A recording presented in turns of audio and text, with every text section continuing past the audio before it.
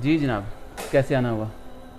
अच्छा, आपका दोस्त मालिक साहब ने मैं आपके पास भेजा हुआ है, तो मैं आप थोड़ा मुझे घुमाओगे फिराओगे बोल के। मैं सऊदी जाना है मुझे।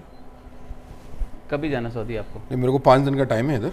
मेरे को सऊदी का फ़्लाइट है, जो डायरेक्ट फ़्लाइट नहीं हो रहा था ना, मुझको 5 दिन इधर मेरे को रुकना है।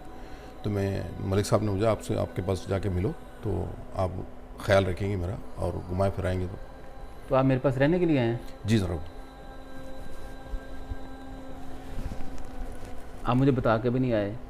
नहीं, मलिक साहब ने मुझे बोला था आप जाके उनके मिलो। आप मेरे सामने आपको फ़ोन भी किया था वो, जाके आपको मिलो, आप मिलने में पूरा हो जाएंगे करके बोल के।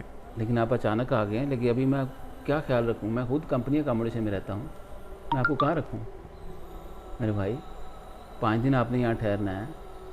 मैं अगर आपको लेके घूमता फिरता रहूँगा, 5 दिन बाद आपने चले जाना सऊदीया और मैंने वापस घर, कंपनी को मुझे निकाल देगी। ये तो आपको भी फिक्र होनी चाहिए। आप ट्रैवलिंग पे आए हो तो होटल का बंदोबस्त करना चाहिए। किसी के पास भी जाएंगे, कोई इतना प्रदेश में तैयार नहीं बैठा होता।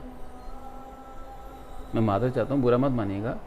आपकी खातर वादा करेंगे, खाना वाना खिलाएंगे, लेकिन मेरे पास कोई जगह नहीं है रखने के लिए। नहीं, ओके, ठीक है, सब कोई मुश्किल नहीं। आप मैं नहीं, देख मुश्किल लूँ। बात है भी और नहीं भी।